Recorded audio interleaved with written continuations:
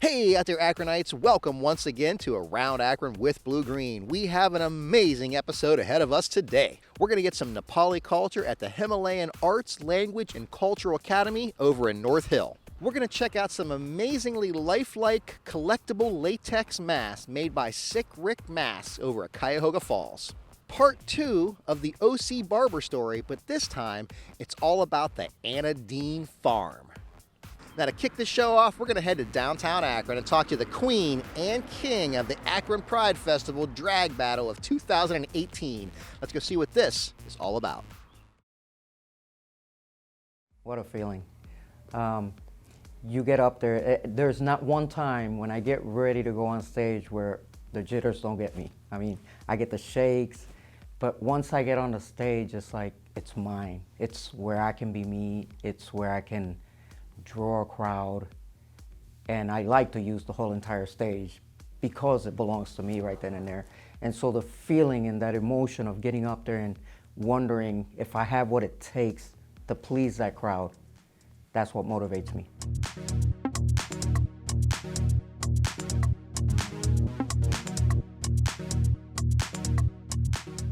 Drag is something that allows you to be yourself, to be happy. In myself, drag transformed me in another human, I would say. It makes me happy. I mean, it's so many people ask this question, and it's hard to explain because you have to be on it to feel what it is. And what I think about it every time that I put makeup on and decide to do this, I really just doing it because it allows me to be me and of course be an inspiration for this new generation. I feel like there's gonna be one person that gonna feel the same way about myself, and I'm gonna help them. So drag is an art. That's what it is. It's an art, and not just me can do it. Anybody can do it. It just has to love it and do it with love so people can see it the same way.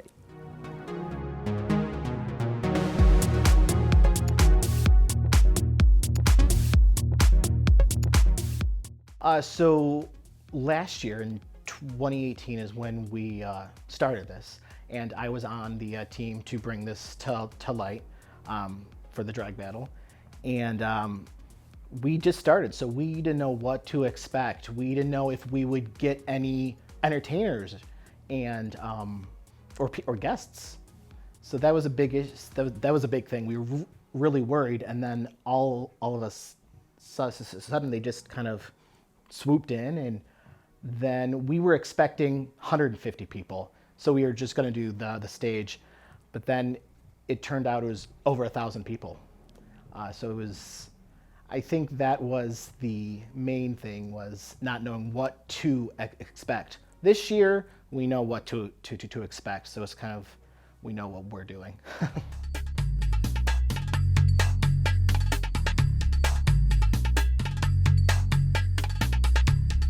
We have 5 celebrity judges. Just within the city of Akron, we have 2 judges that are drag experts. And what they do is they judge the contestants on, this year, a creative costume and also on their performance. So at the end, we tally up the scores, and then we have our winners.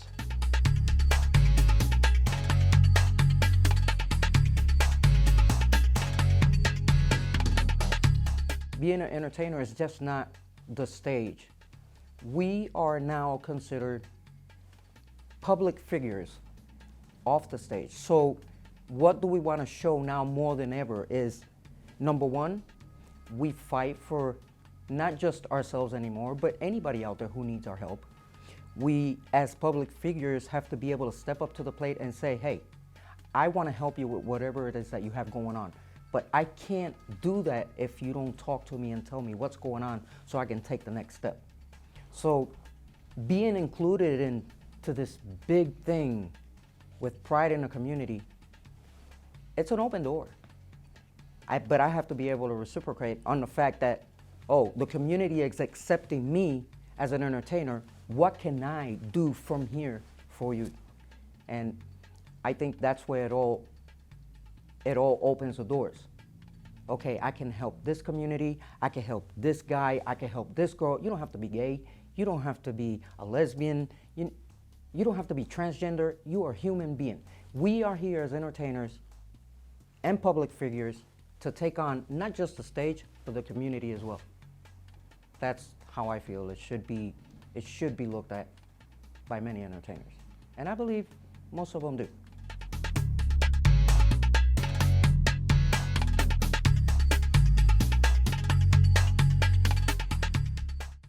I get nervous every single day to this day, and I've been doing this since I was 14.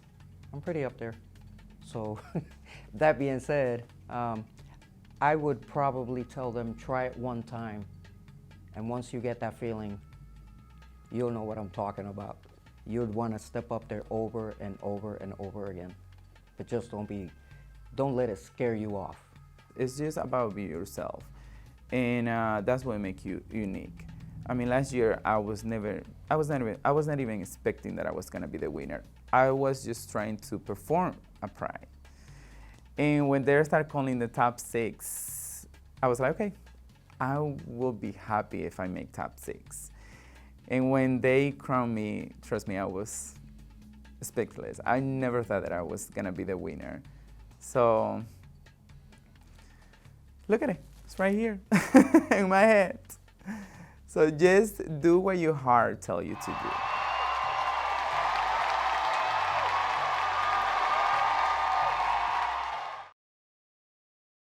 Next up, I'm going to head over to North Hill and visit the Himalayan Arts, Language, and Cultural Academy and learn a little bit about the Nepali culture, language, and music. Let's go see what this place is all about. So our kids, they started forgetting our culture, our music instruments. So we don't want them to forget our culture. So to keep this alive, to promote and develop this, I want to teach them. Actually, but I'm not a singer. I'm not a good composer, lyricist. But then this is my attempt to impart, to hand over what much skill I have about music. So I've been trying to teach music here since 2009, 2017. So, but we started from Puspa Kazmeswar and myself. We started teaching music since 2013 from his basement, and then later on he established this school.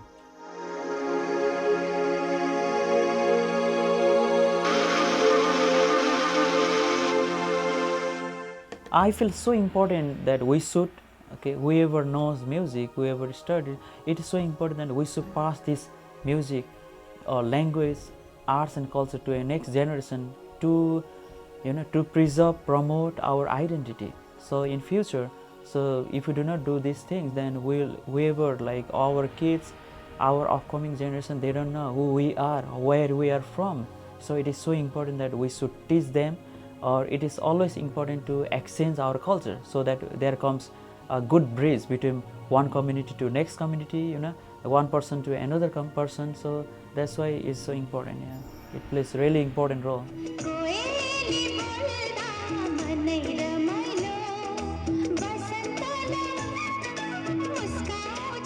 Yeah, it is important because if you forget our language, our music, we won't have our clear identity. Really, music is the universal language. We don't understand language, but we understand music. So we can teach music, playing music. So anyone can come here and learn not only Nepali but from any community, from any area. But one thing, what I say is, music is the universal language, but language is not the universal music again. So what I do is I like to teach Nepali music, Nepali songs, because I like to teach kids about Nepali language too, along with the music simultaneously.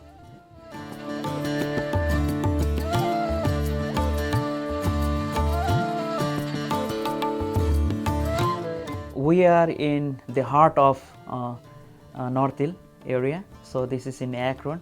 So we are located in North Main Street, 739 North Main Street, and we have lots of students from different areas, different communities, different places. So we are really, I should say, lucky, and and we are really excited to have those students from different areas, even from Columbus, Erie, Cleveland, and around this area, not only Nepalese. So this academy is for everyone else. So anyone can join, anyone can learn, and then we are really happy about this academy.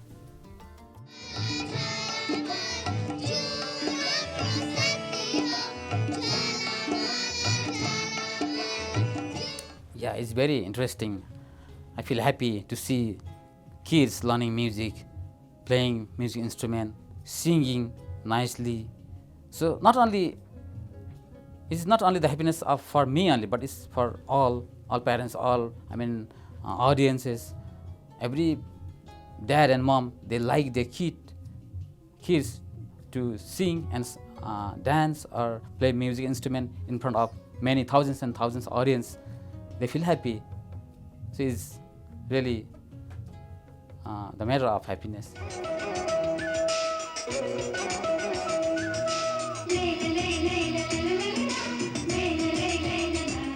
We have different aspects here, like local people are here, they come here for the lessons because they don't speak in Nepali, but they are learning, and because of that, they that will just bridge the gap, between one community to another one, and then we don't have any boundaries of like religion and politics or casteism, and nothing is here, just clean. We are very clean in teaching and providing lessons, and then classes here. So I always feel that it is universal language. You can learn Nepali language, you can learn Nepali dance, you can learn Nepali classes here, like other things, tabla, and then vocal, and then harmonium, and then like our students, our Nepalese kids, they are learning Western music, so they should not be like Western people. They can be Nepali people, Nepali kids, they can learn piano, guitar, drum, anything else. So this will really fill up the gap between one community to another. So I should say, or everyone says, that music is a universal language.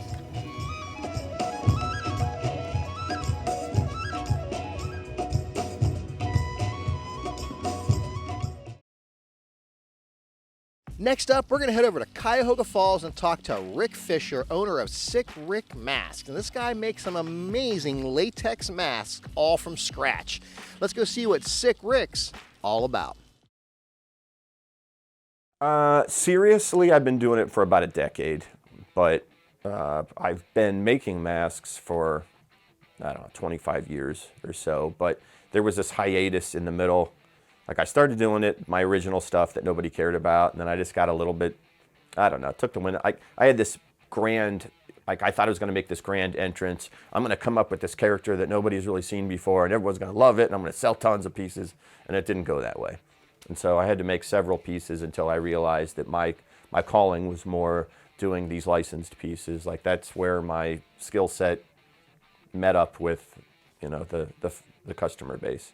So that's really when it all started again, then was in around 2010 when I did the GG piece, and then it hasn't stopped since then. It's just like there's just been one that outsold the next, as I release stuff from that point forward. So it still isn't my sole source of income, but it is it's pretty solid. It's a pretty solid revenue stream. So it's good side hustle.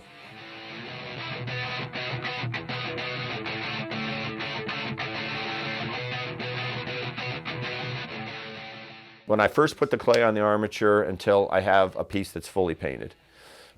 Yeah, so if the sculpting gods smile on me, I can get a sculpture. Like, I think the quickest sculpture I've ever done is probably 30 or 40 hours. There's other times when they just want to fight me. They get in my head. Every decision I make is wrong. something starts looking close to what it's supposed to, and then I go to run upstairs to get a cup of coffee, and I look over my shoulder at it, and it's just like, it's like, from that perspective, it looks awful. And then you got to go in and do it again, and do it again, and do it again. Then you get almost close, and then you start making bad decisions, then you take it in the wrong direction. So some of those, I can spend 200 hours on a sculpture. The mold making process is a full day, so that's about an 8-10 hour day. And then the pour and peel and paint jobs don't take long, maybe an hour. So it could be as quick as a 50-hour process, or it could be as much as hundreds of hours, depending on how my brain is working at that particular time.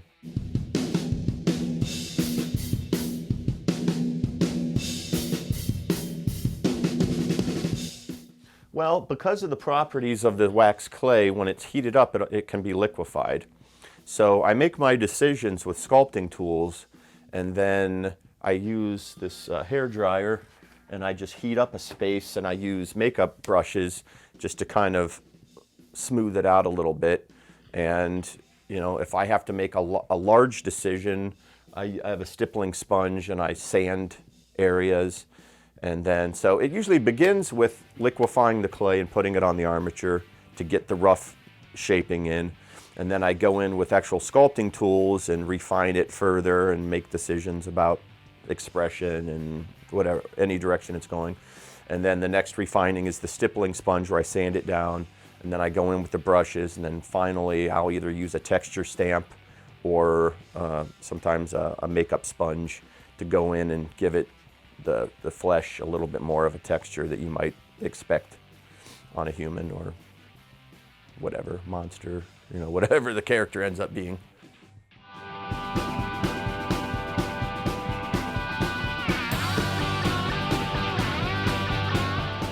I get people who ask me why it costs so much, but then I'll get other people that buy stuff and they're like, oh, this is very reasonable. I mean, I really thought it would be twice this price. So it really depends, I guess, on what kind of extra revenue you have laying around to buy artwork. You know, if your entertainment budget is really tight and, you know, you can only, you know, swing $10 a week for entertainment purposes, well, then this probably isn't an art form that you're going to be collecting. But there's a whole lot of people out there that collect this stuff, and I've gotten it up to a pretty good number of people. Like pretty much anything I do now sells out of the first edition numbered pieces very quickly. Even before I complete the project, I start making a list of people. I don't want to hold anybody's money. You hold people's money, they get squirrely, and then people start talking, you know, they're unhappy, it's taken too long to get my thing, whatever. So the way I choose to do it is, I just create a list of everybody who says they're interested. And once I start cranking them out, then I'll have the first 5 done. I reach out to the first 5 people, find out where they live, calculate their shipping costs, and send out the PayPal funds request. They pay it, I ship it. And it works out great, because that way, the second that they hit the send button, they're excited. They can't wait till it shows up. Then when it shows up, they take pictures with it and they post it on social media. Now all of their friends who didn't know me the day before, now they know who I am. So you can always tell when somebody with a big following posts something, because the next morning you'll wake up and there'll be like 20 new friend requests. You know, maybe 5 of them are spammers, but legitimate contacts, new people following your artwork. You know, and then I start to, what happened over the course of the past 8 hours while I was sleeping? And you kind of scroll along. Oh, this guy tagged me in something. So it's cool. It works out nicely. Now, to wrap this show up today is part 2 of a 2-part story all about Ossie Barber and his historical Anna Dean farm. Let's go see what this place was all about.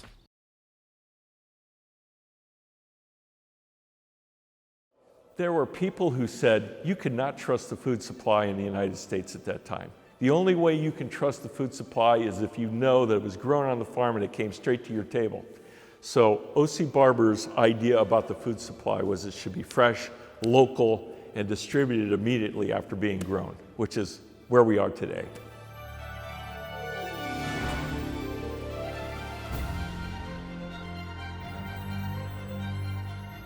He named the centerpiece of the community, which is in the center of town, Lake Anna, after his daughter Anna Laura. And he named the farm Anna Dean Farm after Anna Laura and Dean Bevan, her husband. He felt that the buildings should be red, white, and blue because in no other place in the world could a person rise from being, let's say, a farm boy who's selling matches to becoming one of the wealthiest people in the world. And so America it was a testimony to America and the opportunity in America.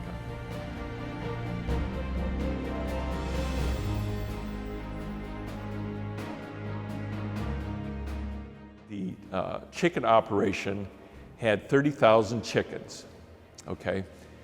He had a duck operation with the chickens called the poultry department, had 50,000 ducks. He had pheasants, he had turkeys, he had squab are like small pigeons. He had pigs, Berkshire and Chester pigs, white Chesters and Berkshires, which were raised in this building. He had 600 head of cattle. He had prize-winning Belgian horses. In addition, he had 21 acres of vegetables, flowers and vegetables that he grew in greenhouses, in addition to the animals that he grew on the farm. And he also had sheep.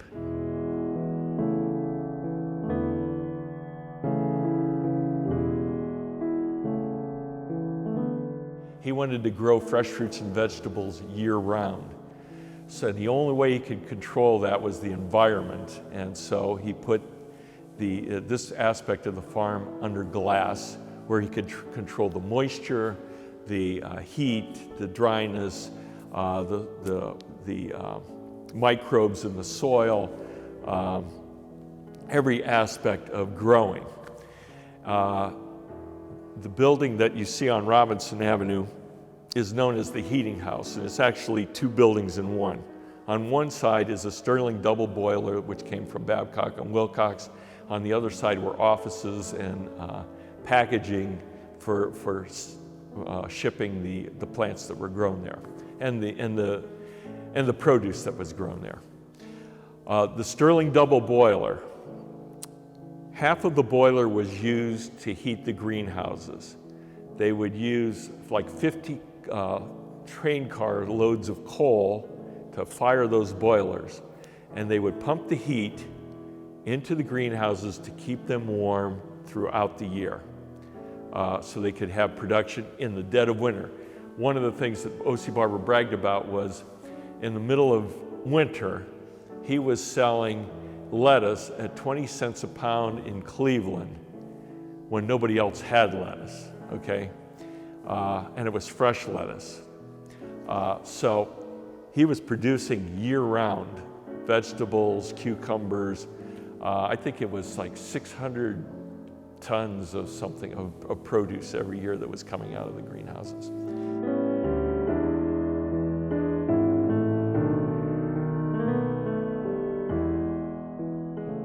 Finest mansion from New York to Chicago. It was 30,000 square feet, had 52 rooms. Each room had a fireplace, but it was like the centerpiece of this particular farm. The farm was divided into two sections.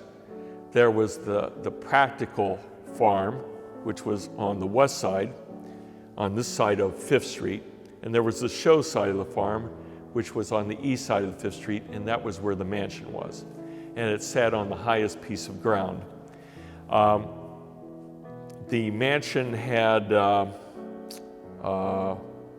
separate building outside of it where it had a boiler where it piped in the heat for the building. And it was the same architectural style, Beaux-Arts architecture, red tile roof, red brick, white trim. It was it was a beautiful building, sort of French provincial in style, in addition to being Beaux-Arts.